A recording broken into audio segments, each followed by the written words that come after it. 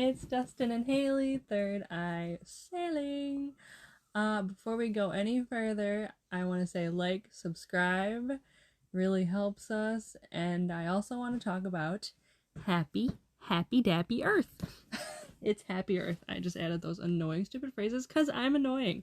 Um, what can we get with Happy Earth? Well, they just came out with their really cute, reversible, sustainably made activewear. They're really cute styles. I looked at them. I really want to get some. They've got the biker shorts. They've got the oversized sports bras that go down to your mid. So I call that a shirt. I don't know, but they're really cute. I mean, of course, we have our blanket that we got. It's very cozy. I actually just took a nap with it on our trip to Susha, which we'll get into. um, but yes, if you use our code Third Eye Sailing, you get 15% off, and it'll really help us. And the stuff is really cute, and it's all organically made cotton with it. Wow, I am using such weird phrases. Organic cotton, and they are involved in a lot of projects in helping with the climate. You can choose to plant 15 trees if you buy something. They also have a polar bear helping option when you buy something, so you can pick a cause when you make a purchase, so you know your money's going towards something good. And that's what we're all about over here on Third Eye Sailing.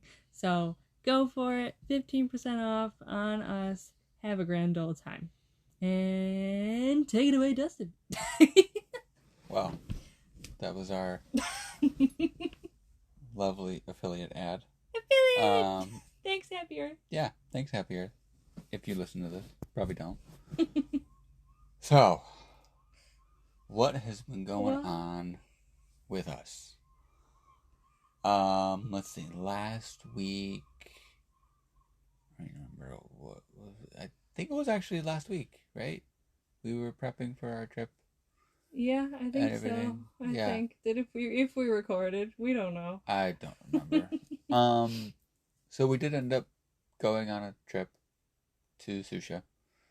Highlight, low light from the trip. Highlight, low light from the trip. Let's start with the highlights because those are the fun ones. Highlight would be we moved the boat under just the power of the wind. For a good 2 hours. We were moving along pretty good, about four to 4.5 knots. Both sails up. Yeah. Which for me as a person, that's a world speed record. So yeah, I think that part of the trip was fun. Yeah, we had a really good time out there. Yeah. We were going away from our destination. Yeah. I guess low light would be. There's so many to choose from. I would say the rest of the way there. After the sailing. That was your least favorite part. That was because we've only had the boat since February. We've only had it here since April, so really it's only been 2 months. We've only gone out like a handful of times. We haven't really gone anywhere far on our own, and a little bit of a low light ramp, but we're not as in touch, I guess, with Mother Nature yet as we need to be. Which is what the realization we came to yesterday on our way home. And I think part of it is just underestimating the tides here. They're just tides and currents. Tides and currents, which, current is caused by the movement of water, right? So, someone, actually a Facebook post that I was reading, they explained it a really good way. Puget Sound is basically a river, right? It's just a giant river that water flows in twice a day and it flows out twice a day. So that's specific to here, like the whole area. Other places aren't like that? I mean, a lot of the northern places have a higher tidal range. So like I think is it Norway, Denmark, like that sort of area, they can get like 20-foot tidal like ranges. Oh. Yeah, like bad. And like what's our highest that we get? We get about like 10? I mean, I think yesterday it was 13. It was a 13-foot difference. Where? In tidal range. In Echo Bay. Just I think anywhere. Oh. It was pretty much because like here it was tide was almost 11 feet, like above normal, Wow. and it was like -3. So it was even more. It was like 14-foot difference. And that's not common in, let's say, like the Caribbean. No.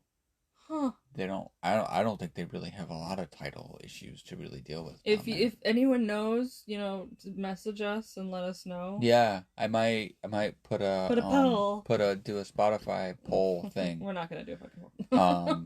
Yeah, we probably won't. But yeah. So that was that. We dealt with probably 2.5 knot current going against us. And so we were going 2 knots. So we were going 2 knots instead of 4, and then dealing with, from that current coming in, I'd say probably 3-4 foot swells. Oh, God, yeah, that was bad. We got air a couple times. That's how bad it was. So, a trip that should have taken, I'd say 4 hours, because that's what we did it yesterday. Mm-hmm. It was about 4 hours. Trip should have taken 4 hours, took 8. Granted, I wouldn't say we messed around. We were doing the sailing. I thought we could tack way out and come back, but it didn't work. Yeah, the wind was going like from southeast, and we were trying to go southeast, southwest. Yeah. Yeah. So that's my about probably 5-minute low light. We're all about the lows here. No, It's your turn. Well, yeah, I guess the highlight was mine, at least. We really did anchoring very well. I was at the wheel, and he was at the bow, letting the anchor out, and yes, we got to get those marriage-saving headphones or headsets. Yeah, when we start anchoring out again. Yeah. But yeah, I mean, it worked really well. Yeah, no, it did. It's just we were seeing how much more we swing compared to other people around us because we only have a little bit of chain on our anchor rode. We mostly have rope. So that'll be something we have to get eventually. It's just crazy how much of a difference. And I think a lot of it too has to deal with the tides here as well. Because you have such that big tidal range. You have so much current that comes through, and it's just not heavy enough to keep our boat in the same spot. Yeah. Where like the guy next to us, that was just basically like he was going like, I don't even think he even spun fully around. He was just kind of do. And it was beautiful. Echo Bay was so pretty. Crowded. So very crowded. Oh very. God. It's like, I don't know how many people that are listening to this have ever done anything like this, but it's literally like camping, but you're just on a boat. It was like an RV park. Yeah. But boats. Yeah. It is so funny. And like you were up at least 5 times that night. I didn't sleep that first night. I got up once because we had an anchor alarm thing both on our phones, and one of them started going off. So then we both got up and we went up top, and you see like all the pretty anchor lights just in the dark, and it was a full moon. So it was so bright. It was really cool. Yeah. It's just so quiet. Like nobody makes a sound. It's just kind of eerie, but pretty but eerie at the same time.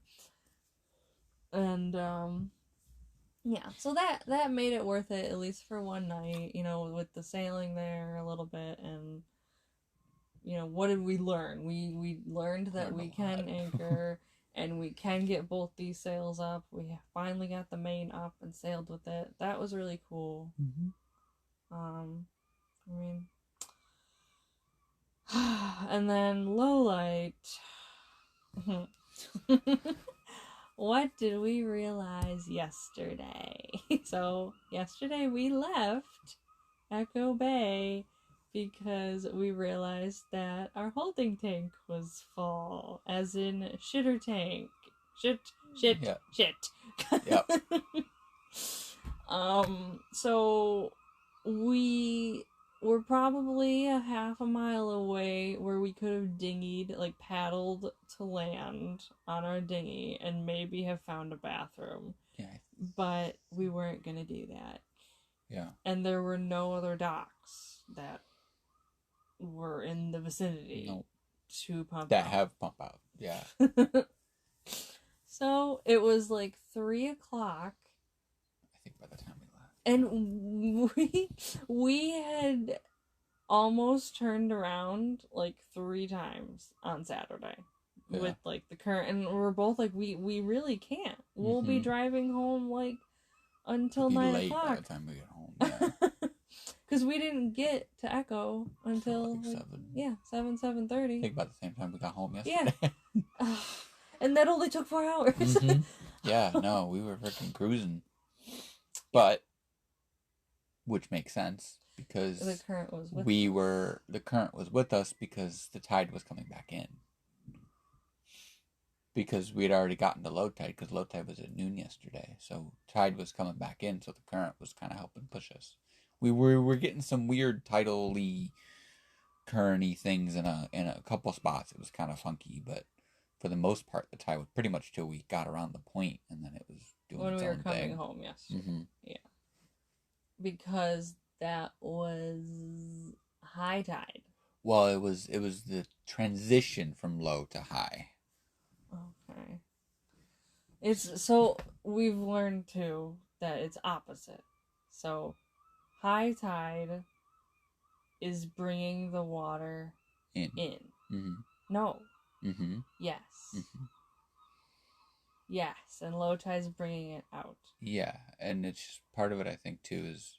No, but it's the opposite, because when we're coming in out of here, it's pushing us backwards. Which way? Where? Isn't it? Like when we come out of where? When we come out of our slip. I think that's more the marina, like the boathouses cause that current. I mean, it's kind of caused by the tides, but it's more caused by the boathouses. Like that current always pushes us in. It no matter the tide, it's just at low tide it may be faster. So what's causing that though? What? The current that we see around here? Yeah. I don't know. I think it's just the tides are coming in and out, but it's not really changing the direction of the current that comes past our dock. It just changes the ferocity of it, I guess. Huh. But like normally, from when peak high tide hits, like when it says it's high tide and it's 10 whatever feet, that curve that comes so between high tide and low tide is like when we would want to go somewhere. But we tried that. No, we did the opposite. We left at peak low tide, so between low and high. Oh, so we need high low. Yeah, we need high low. We need a dress. High low. Okay. Yeah. Got it. if we're going south. If we're going south. Yeah, because the water is receding, so it's going out towards the ocean. So which means the current is going pretty much anywhere south, southeast, southwest, wherever the current all kind of flows the same way, pretty much. And then from low to high, the current flips, and the current all flows back north, whether it's northeast or northwest or whatever. I need a chart. I need not like a tide chart, but you need to write that down. I will. I can do that. Like this equals this equals this. Yeah, I can do that. High to low equals current south. Low to high equals current north. But yeah. Yeah. And then we made it, and we were starving, and then we slept, both of us, like rocks. Yeah, it was. Oh man, it was a rough trip, and we came to a lot of realizations and like being honest with ourselves and just how we need to better prepare. Yeah. We just with currents and tides and you know we had been looking. We look at tides all the time just to see simply when we walk around our town if there's going to be water.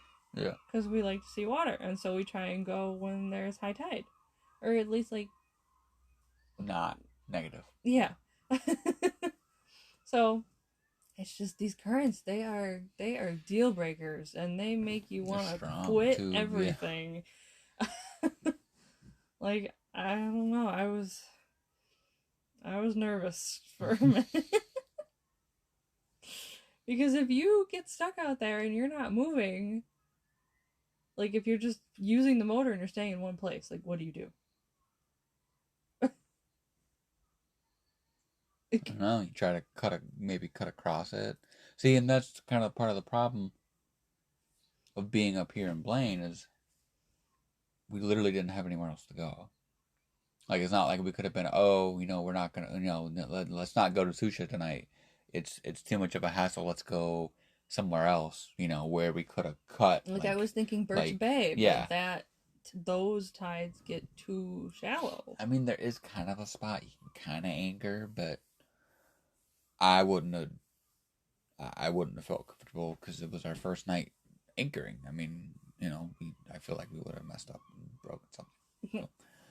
So, but why do you say that? I don't know. It's just it's a pretty difficult spot. You got to anchor there. Oh. So. Are there like? There's like a shelf basically. Oh. And you can't if you go too far in, you'll basically hit the shelf. So you almost have to go in enough that you can drop your anchor and hope that it digs in on the shelf. That's kind of similar like near Friday Harbor. There's that anchorage near Friday Harbor. But it's not really like Echo where it's all that same depth. It's basically there's a big shelf that people go and anchor on. And you hope that your anchor catches enough. Because then it drops to almost 100 feet. Basically straight off that shelf. And one may ask, oh, how do you know the depth of the water you're in? Well, we have two things you could look at. So we have a depth gauge. A depth sounder, yeah. Depth sounder that came with the boat that is what is that called? It's in the cockpit and you can see it from the wheel. I guess. It's like a dial thing.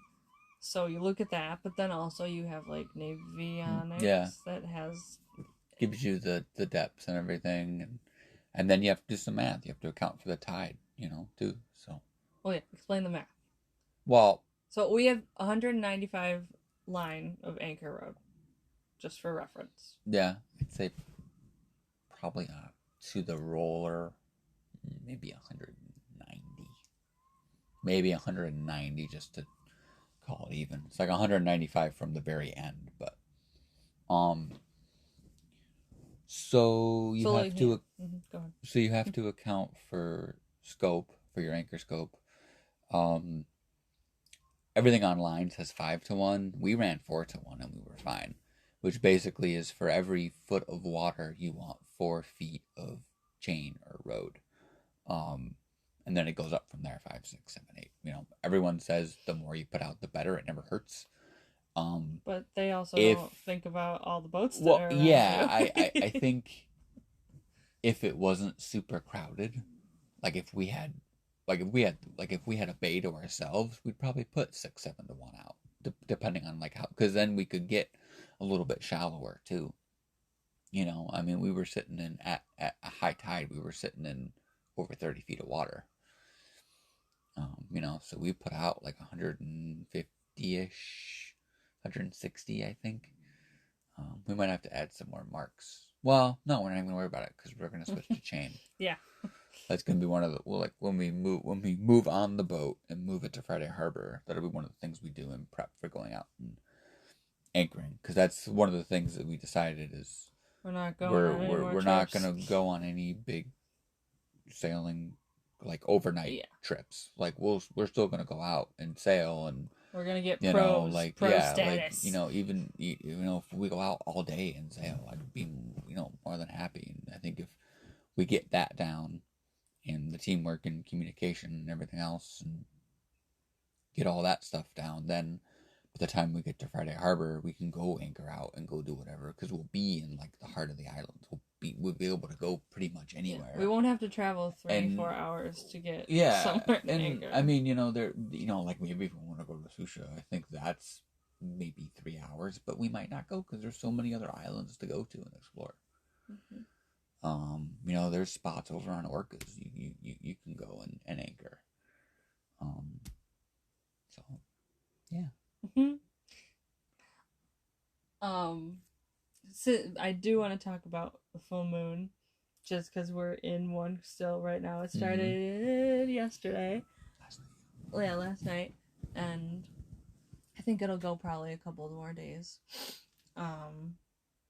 So just like how, what is it, the king tides? King tides, that's what they call them out here. That's when the tides are, what, like the highest? The highest and the lowest. Okay, that's the most range. Yeah, there we go. Highest range, yeah. It's really interesting, and I mean, you could probably look up a bunch of things of like what a full moon means and all the different things with new moon, waxing, waning, all that. But I like to think of what I've read and everything I've seen. I like to go with the full moon, that you're supposed to let go of things that hinder you from your progress and your intentions. Interesting. So we're letting go of our expectations of like not expectations, but I think we've been thinking we have to do everything at once. Like, know everything and be able to go on these trips automatically. Yeah. And I don't think that's possible. Not fun, anyway. Well, yeah. And you also think of, like, the time it takes, too. I think it'd be different if we both of us didn't work, or like we had like money or savings or whatever, and we were doing this to like cruise and like just do that all the time. I think it'd be different. But like, you can't work if you want to go. Yeah, and I mean, like I have a job I got to get back to, and I can take time, but I can't at the same time. And like people will argue with us, like I work full time and I sail and I go on trips. Like, yeah.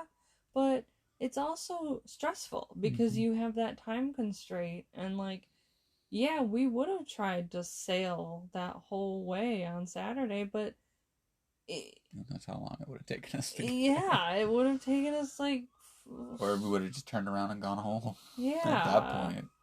So like, if you have endless time and you have nowhere to be, yeah, you can take as long as you want to get anywhere, but we turned the motor on because also like weather windows, and like we didn't want to be driving in the dark. and I think part of it too is you can plan all you want, and you can say, oh, I'm taking off this weekend because I want to go to Susha, or I want to go to Friday Harbor, or you want to go do whatever, but Mother Nature's going to do what she wants, and she doesn't care that, oh, you planned you're going to go to Susha. I don't care. It's going to be a crap wind day and crazy tides, like, and then you took off that day of work. Yeah, and then you take off that time for nothing in a way. Like, I guess we probably could have still gone and we probably would have still gone and like sailed and done whatever, maybe depending on whatever. But then like you take all that time and like we spent, we're spending the next couple nights on the boat just to use the couple days I took off. And like the food we bought and everything else, so it's like, might as well just live on here like we planned for a little while. But yeah, so I don't know, just coming to some being honest with ourselves, and maybe we had been talking about living on the hook And I don't think that's going to come quickly No. because in reality, it is very stressful. Like, maybe you get used to it with the anchoring and just like letting it do its thing and just trusting that it won't move you, but it's you have to come to that. That doesn't just like happen. Mm-hmm. Like, you're gonna have that anxiety, and it takes a lot of times of doing that same thing probably to not have that anxiety. I could see that To get happening used to it, even yeah. if we do have a chain. Like, yeah, still being a bit angry. I could see it happening if it's crowded. crowded, like maybe if, a little windy. yeah, like if we're in a small little cove to ourselves and it's just us, still probably would be a bit nervous, but wouldn't be, I guess, as worried about, hitting other boats or whatever. Or we could have even, like if we had room, I would have stern tied. We could have figured out how to, deploy the stern anchor too, so we wouldn't have swung. Yeah, but I don't think we have enough road for that. You made it sound like. I have no idea. Well, it's one of the things we'll have to look at. We're not prepared. Yeah, just not prepared. Yeah.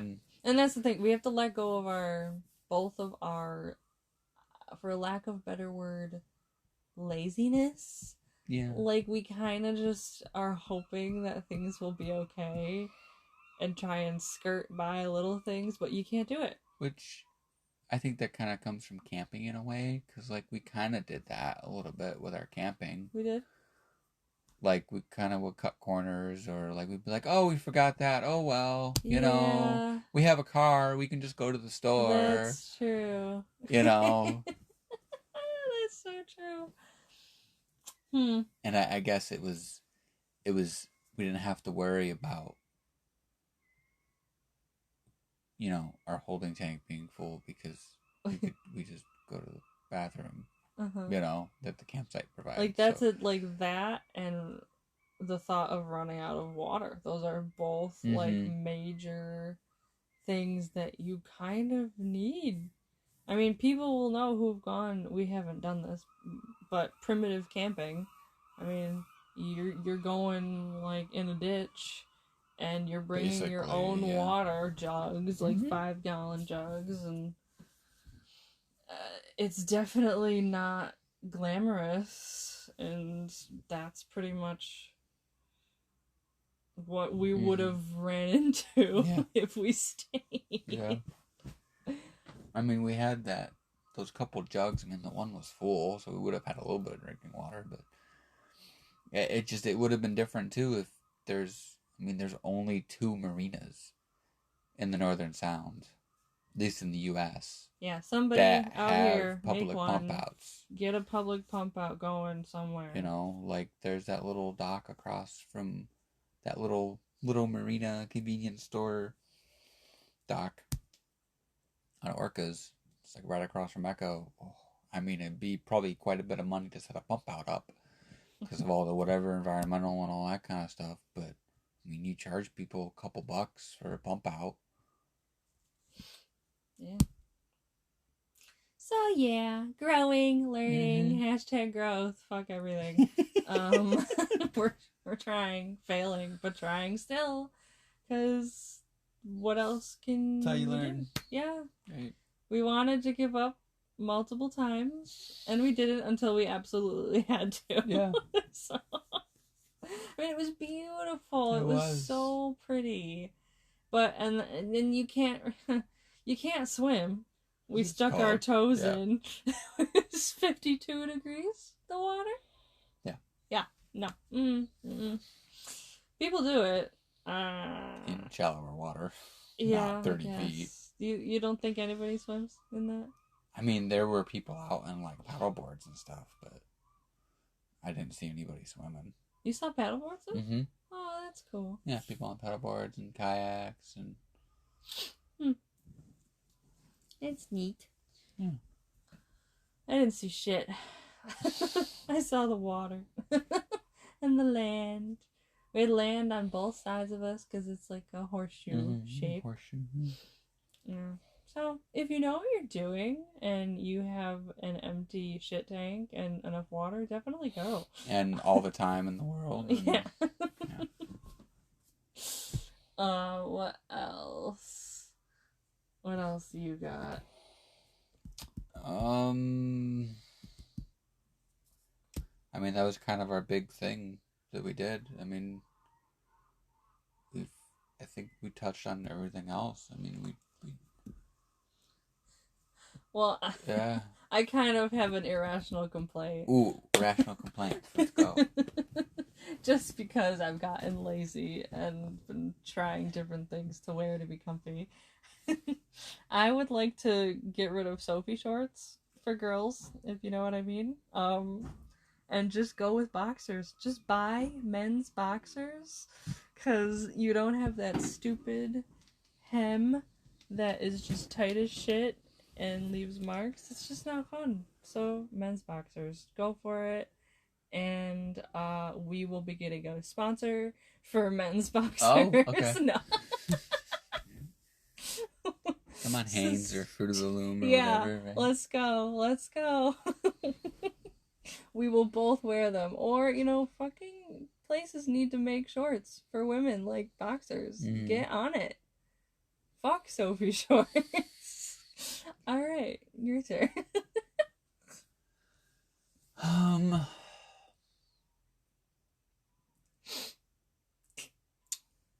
Oh, did you yeah.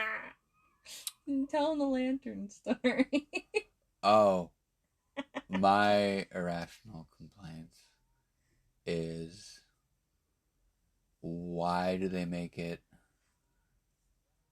so hard for halyards to roll on the sheaves of the mast? Because, like, if you let the halyard go, shouldn't it just come down? Like, shouldn't that be enough weight, right? If it's not on the sail or anything. But no, even a lantern is not enough weight. So we had used a battery powered LED lantern, yeah. Yeah, a little we lantern. don't have an anchor light. Yeah, so we threw that up there. And it worked. It did work, and then you just couldn't get it back down. Yep. I did end up getting it down, just not the halyard. It hit your face. Yeah, it smacked me in the face. But our neighbor helped us get the halyard down. He had his magical super extendo boat hook. He was able to grab it and unwind it. So that's good. So we don't have to worry about getting that crap done. Yeah. I think that's all I got for today. I think that's all I got too. As you can tell, we're very tired still. Sunburn, tired. Yeah, your quads are jacked as shit. Ugh, yeah. From standing at the wheel. Balancing on a rolling boat. You get a for 12 workout. You hours, really yeah. do. Even when I stood there, driving without a license. Oh, he's Oh, next it's to me. fine. Who cares? I was conducting. Yes, he was telling me left, right, center. That's fine. Yeah, it's like you might as well be driving a bike, because you're working your quads, like, and your abs too. Like, you have to balance. Like, it's really hard. And when we were up, like, getting those air with the bow, Oof. ah, That's scary. and I was up there hugging the mast, trying to. Oh, when we were trying to get the sail down. Yeah, the main. The main sail Lazy down. jacks. Lazy jacks, lazy jacks, lazy jacks. To be honest, that might be something that we might spend. We just have a some of that list money of on. quality of life purchases that we're gonna be making when we have money. Yeah, I think lazy jacks might be first on the list. Oh, come on. No, they're actually pretty cheap. There's they're so like, many things I know, in front of that list. But they're like under $500 for lazy jacks. Really? Yeah. Okay. And then we don't have to worry about you going up there to flake the mast. We just This is while the boat let is the halyard moving go. Yeah. and lots of waves. I had a life jacket on, Yeah, she was hugging the good. mast like a tree.